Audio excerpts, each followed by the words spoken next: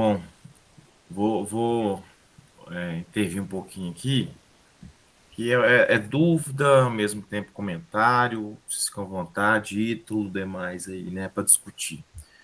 Sobre a questão da progress e da questão da equidade, eu acho sensacional a ideia, assim como eu acho estudos prognósticos também sensacional, a ideia, né, de você fazer, mas eu acho que quando ainda se faz um estudo de equidade, hoje o principal viés é que muitos são feitos a posteriori.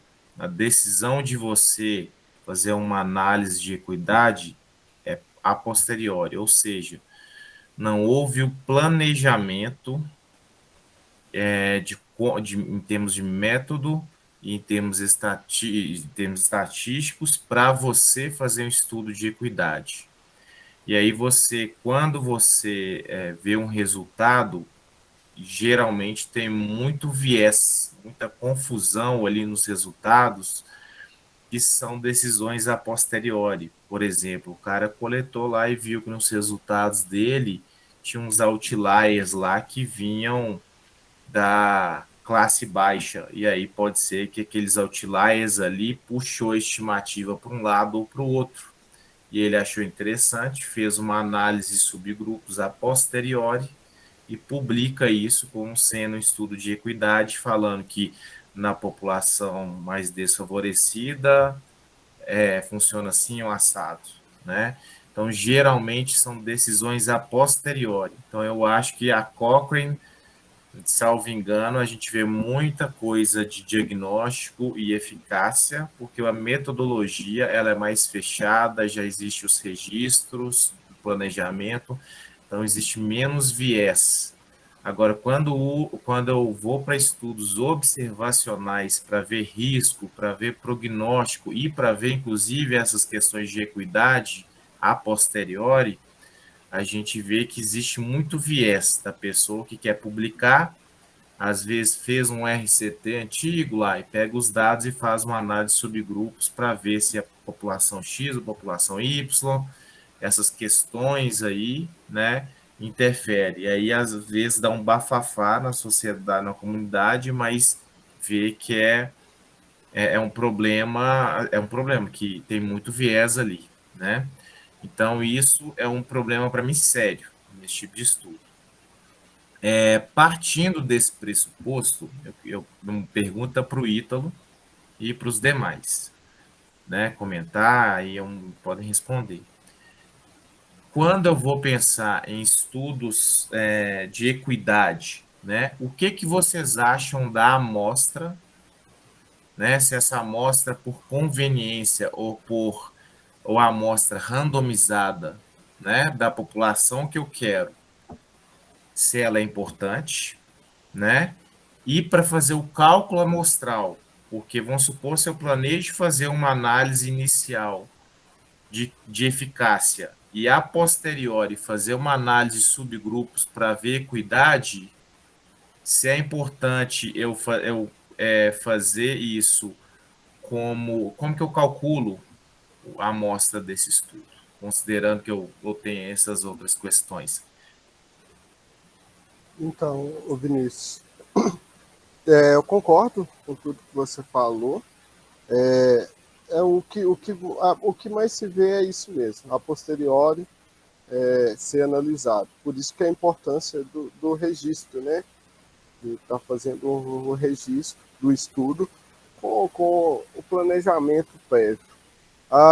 Eu tenho um pé atrás assim, com a questão, para esse contexto, da questão da amostra por conveniência. Eu acho que. Vou buscar de novo o exemplo da telereabilitação, que, que eu acho que encaixa bem no que está sendo discutido. Eu acho que não deveria ser uma amostra de conveniência. Por exemplo, pega do hospital que está tendo alta, todo mundo que está tendo alta, porque se a gente faz só de conveniência, acaba que vai entrar no estudo só quem poderia participar mesmo.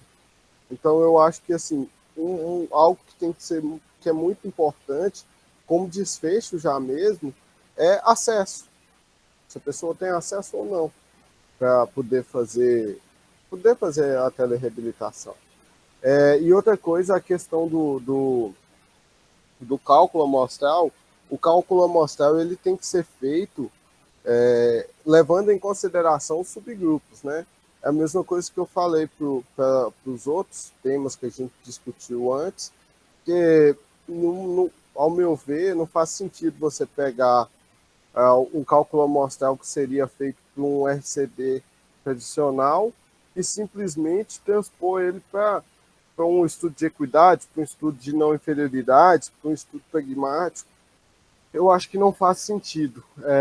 O cálculo amostral, com certeza, vai ser bem mais complexo, mas ele tem que levar em consideração essa heterogeneidade que a gente vai ter, né? Essa heterogeneidade tem que estar contida lá. E da questão das amostras, é isso. Eu acho, ao meu ver, a gente, para poder tocar os estudos desses, a gente teria que aprofundar mais, mas pelo que eu vi, pelo que eu li, eu acho que não faz sentido você fazer com uma amostra de conveniência.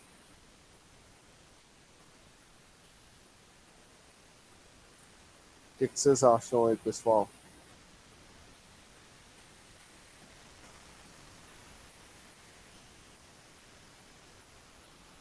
Eu estou pensando que com relação ao estudo de equidade, qual seria a ideia de você fazer uma amostra de conveniência?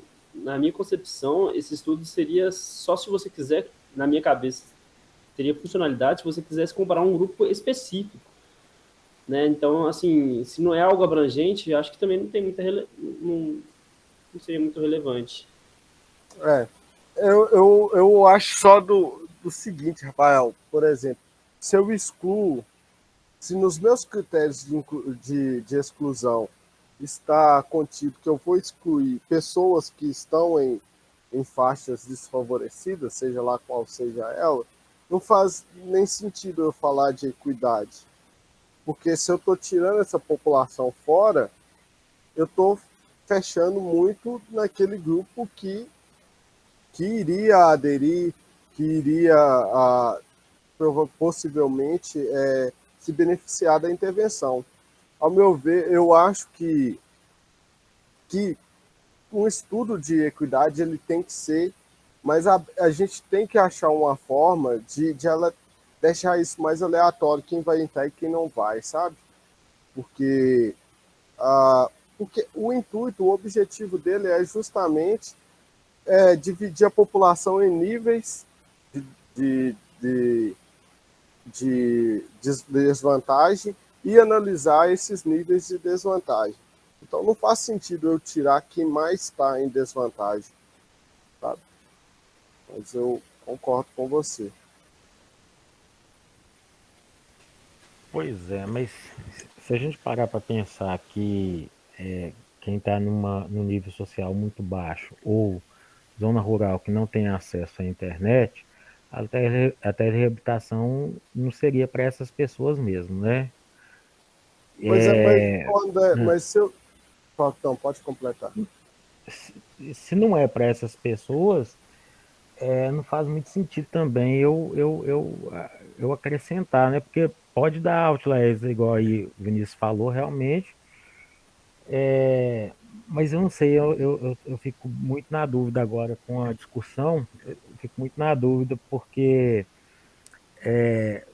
se eu pego um hospital X, sei lá, um hospital particular, por exemplo, onde as pessoas têm melhor condição financeira, acesso à internet de velocidade rápida e tal, aí eu vou simplesmente testar a eficácia de sim ou não, não é isso? Se funciona ou não funciona, o quanto funciona. E aí não faria muito sentido eu acrescentar quem realmente nem pode ter acesso a esse tipo de tratamento, né?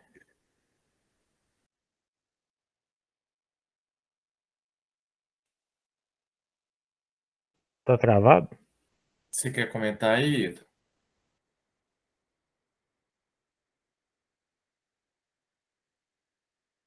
Eu acho que o Ito caiu aí. Minha internet caiu, acabei de voltar agora. André, você pode repetir, por favor? Eu ouvi até a parte que você fala dos outline, que já não Não, seria. não, então, é porque assim, meu pensamento era bem, ainda é bem parecido com o seu aí, de se excluir, né? Você não vai ter um resultado ali da totalidade. Mas se eu pegar uma população ali da zona rural, pode até ter condição financeira ou não, a questão financeira nem é, mas que não tem acesso à internet ou não saiba usar a internet, a telereabilitação já de cara não seria para essas pessoas. Aí, se eu quero testar a eficácia, eu deveria pegar realmente quem vai fazer uso ou sabe fazer uso desse tipo de tecnologia, ou não. Sim, então, eu concordo, mas eu ainda assim, eu ressalvo que eu acho que a amostra tem que ser bem aleatória e você tem que, pelo menos, registrar quantos não participaram porque não teriam acesso.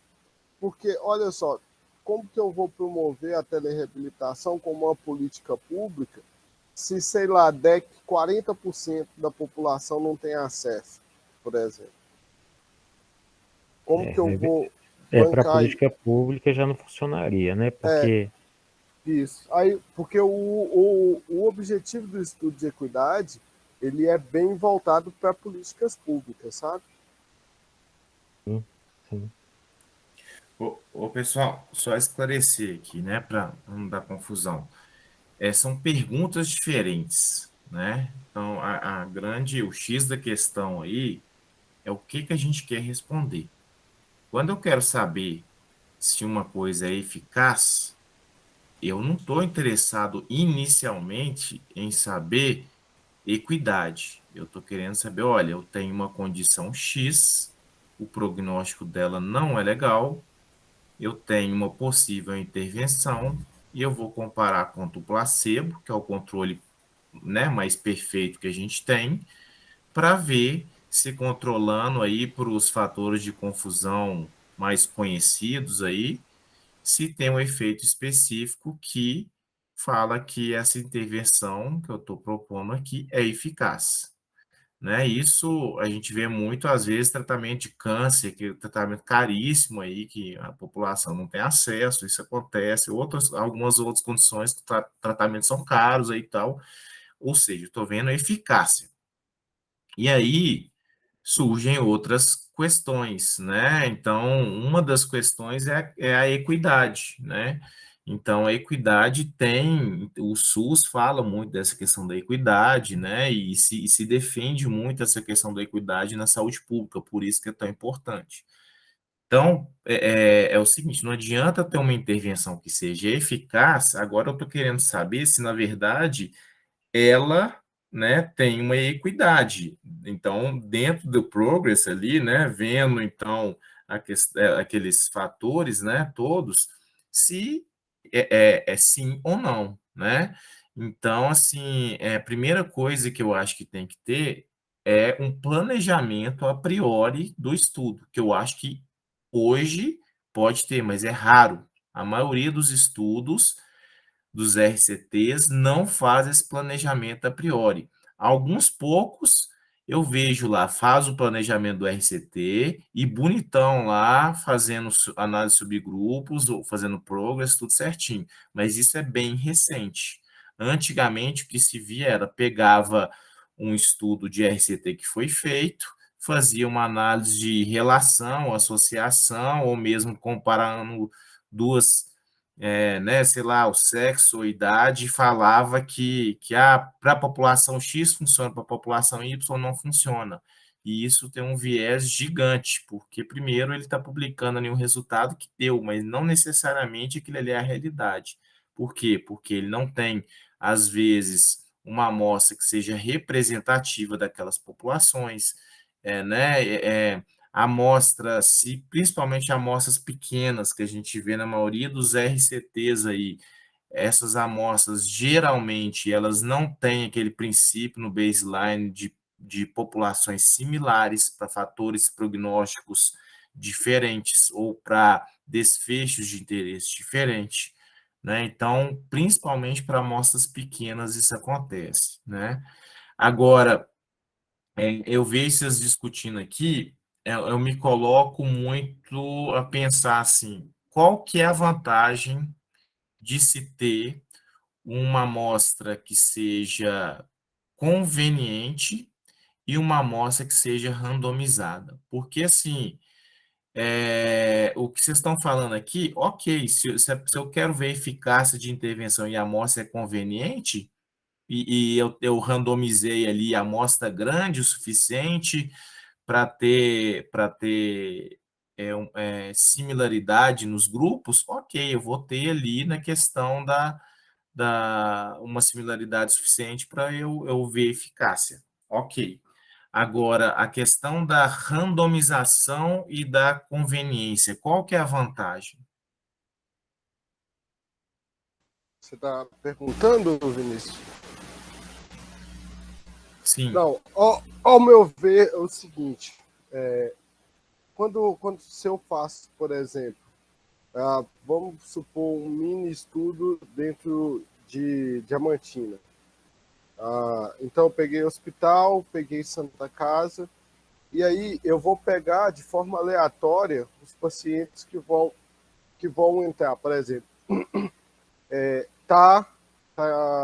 eu faço a lista de 10 pacientes por dia. Vou abordar o número 2, o número 6, o número 8, o número 9. Aí eu consigo falar, tantos por cento não participou por causa que não tem acesso, tantos por cento não participou porque falou que não gosta desse tipo de intervenção, não ia aderir, tantos por cento participaram. Até para me ter essa noção, sabe, assim, de que por que os participantes não participaram. Porque muitas vezes o que eu vejo é que se relata apenas os que aceitaram participar, sabe? E não se pega o motivo porque não participaram. Os que não participaram, por que eles não participam? Por que eles não quiseram ou não puderam participar do estudo? Entendeu? Do meu ponto de vista. Sim, você está falando da vantagem aí da aleatorização, não é isso? Isso, E da dentro da questão aleatorização na da, seleção da ale, amostra. da aleatorização aí, né, você coletar, né, daqueles que não participaram, não aceitaram participar, o motivo, não é isso? Isso. Pegar uma amostra, na seleção da amostra ser uma amostra aleatória e não de conveniência, sabe? Hum. Porque, ao Alguém meu mais? ver, Pode falar. você traz mais respostas sobre essa questão mesmo. Porque a maioria das vezes o que a gente faz é só ouvir os que participaram, os que aceitaram. Até quando eles são excluídos, a gente traz só os que foram excluídos dos que aceitaram participar. Mas e os outros que não participam? Foram abordados e não participaram. Eles não participaram por quê? Uhum. Ok, então você está falando que na aleatorizada você, teoricamente, dentro da sua população de interesse ali, você garante, se você tem uma amostra adequada, você vai garantir uma similaridade, né, entre os grupos e, ao mesmo tempo, você tem a opção, você tem a possibilidade aí de coletar quem realmente participou e, se quem não participou, o motivo de não ter participado, para depois ver se, né, Isso, concluir, discutir isso aí. isso. Aí então, quando eu falei de aleatorização, de pegar a amostra aleatória, aí a aleatorização lá da randomização, Uhum, aí segue normal. sim. Beleza. É isso. Só de pegar uma amostra aleatória para a gente ter essa noção. Eu acredito que em intervenções que necessitam de, de algo a mais, como é o caso da. Eu estou sempre trazendo telereabilitação, que é o caso que mais me vem à cabeça. Assim.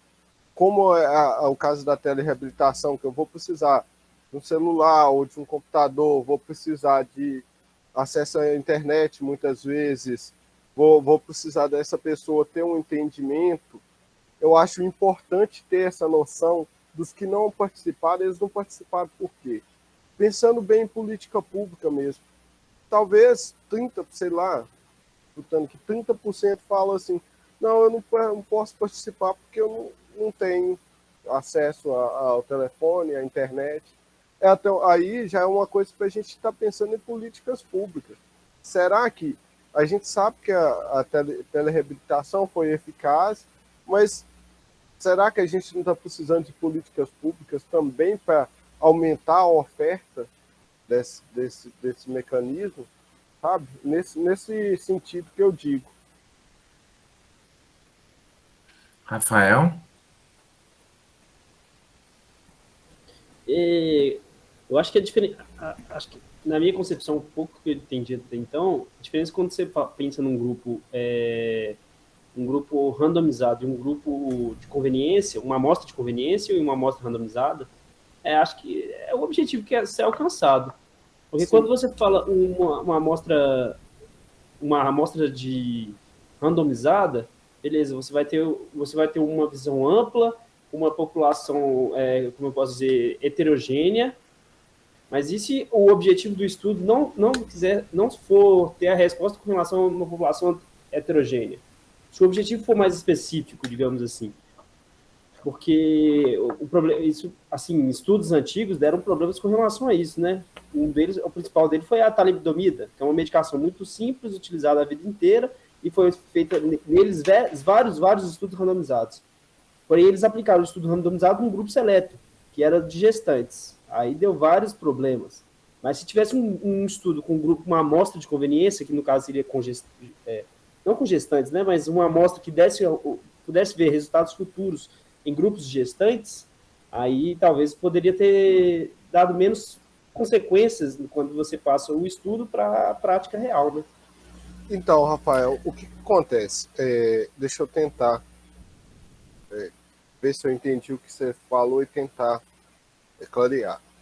O que acontece, essa heterogeneidade, quando a gente está falando de estudos de equidade, essa heterogeneidade, ela é interessante, porque você está justamente querendo ver se a intervenção ela é melhor num grupo do que no outro, em subgrupos, entendeu? Então, é interessante você ter essa heterogeneidade. Por exemplo, o Pilates tem eficácia para dor de coluna, mas será que ele tem a mesma eficácia num grupo, por exemplo, vou mudar aqui do status socioeconômico e vou para a idade. Será que a eficácia dele é igual em população jovem e uma população idosa, que é um dos tópicos lá do Progress Plus, que você pode classificar como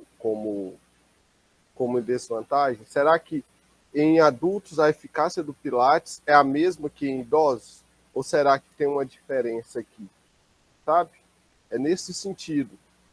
Você pode fazer também, tem dois tipos de estudos de equidade.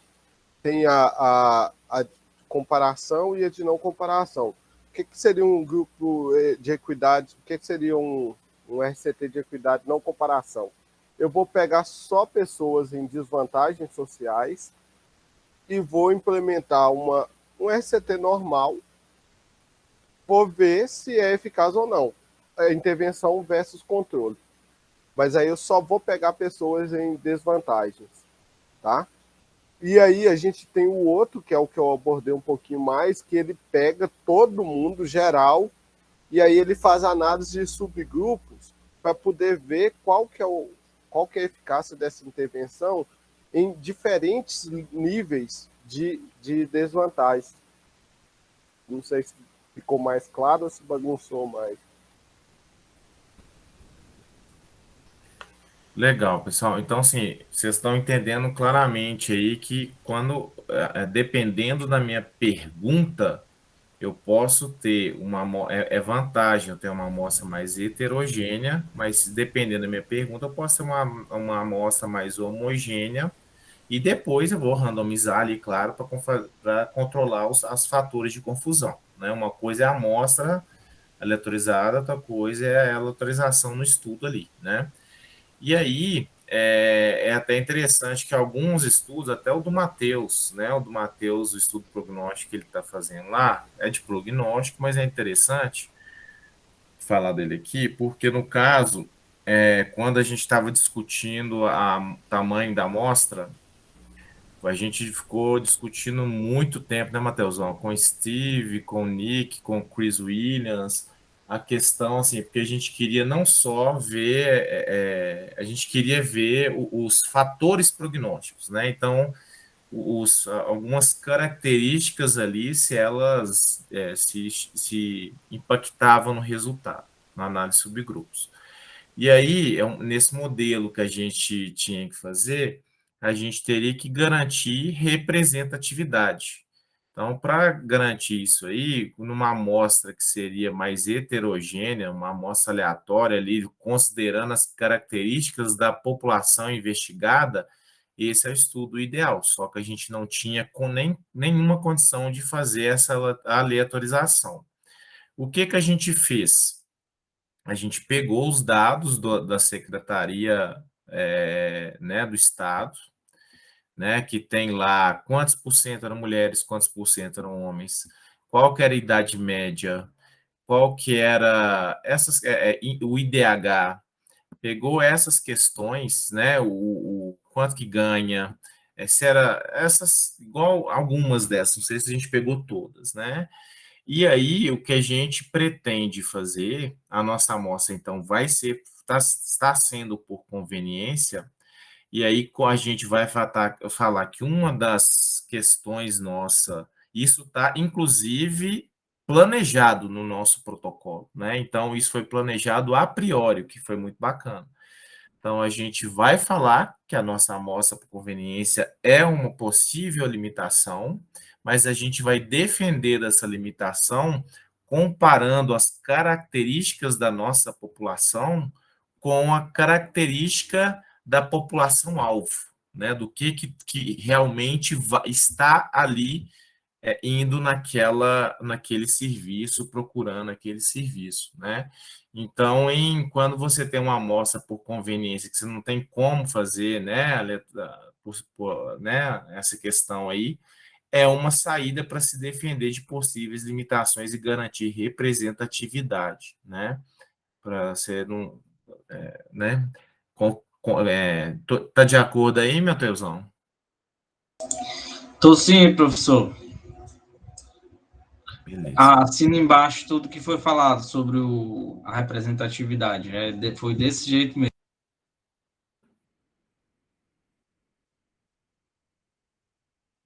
Ficou claro para todo mundo a questão da equidade? Ítalo, quer comentar mais alguma coisa? Não, só achei bacana a ideia que vocês tiveram de comparar as características da amostra com da população. É uma boa saída. Foi muita discussão, né, Matheusão? É o jeito mais próximo que a gente arranjou, sabe, de garantir a representatividade. Mas ainda assim, a gente não tem como fugir da limitação de um jeito ou de outro, né? Mas ainda assim, muitos pacientes eram classificados errados lá, sabe? Por exemplo, paciente que tinha dor torácica e ia para o sistema como dor lombar, mas enfim, paciência, né? Ainda, mesmo com a limitação, era um jeito... Foi o jeito que deu, sabe? Ô, Vinícius, eu queria falar, só para poder fechar minha fala, só o seguinte, pessoal. Isso que a gente está trazendo aqui de extensão não é falando que o RCT tradicional não é bom. O RCT tradicional, ele é a melhor forma que se tem de avaliar a eficácia da intervenção. O que a gente está trazendo aqui são variações que podem ter numa pergunta dentro de um RCT, tá? o estudo de equidade, ele é um RCT, só são variações dentro da pergunta. A minha pergunta é mais voltada para saber, para ver a questão lá nas desigualdades. Se sim, é um estudo de equidade, mas ele não deixa de ser um RCT. Tá? O de não inferioridade, a mesma coisa, o pragmático, a mesma coisa, ele é um RCT. São só variações na pergunta. Perfeito, Ítalo. A gente está vendo muito estudo recente, né, Ítalo, fazendo isso, né? Tem a pergunta principal e a análise de subgrupos já planejada ali no protocolo ali para ver isso, e aí com isso leva em consideração o cálculo amostral, a questão aí da representatividade. Tem bons estudos recentes, né? Então, agora, os antigos realmente são muito limitados. Sim, e aí ressaltar mais uma vez, né, Vinícius, a importância de um registro bem feito a priori e até antes do próprio registro, a importância de ser bem debatido e bem discutido a pergunta, os objetivos, antes de se dar início, para não sair um Frankenstein, sair montando coisa ao meio do caminho. Então, a ressaltar o que a gente vem falando, o Vinícius vem batendo na tecla desde o começo das nossas reuniões, é isso, a importância de ter uma pergunta bem elaborada, um objetivo bem fechado e de estar bem planejado para sair uma coisa bem feita, né? Legal, Ítalo. Parabéns aí pela discussão, condução aí do workshop. Pessoal, últimos comentários?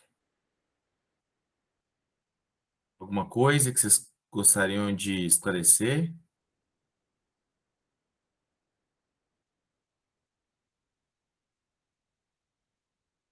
Tá. Então, assim, né, resumindo aqui, a gente vê que o que determina o estudo de equidade é o que você quer responder, né? E dentro daquele ali, como o Ítalo reportou aqui, você tem que deixar claro no protocolo e no estudo aí, né, nas diferentes partes aí, né, que é um objetivo e reportar de forma clara aquela questão da equidade. Ainda há muitos problemas metodológicos e estatísticos para investigar isso aí, mas está começando a ter maior interesse e, com isso, a tendência de aumentar o rigor, né?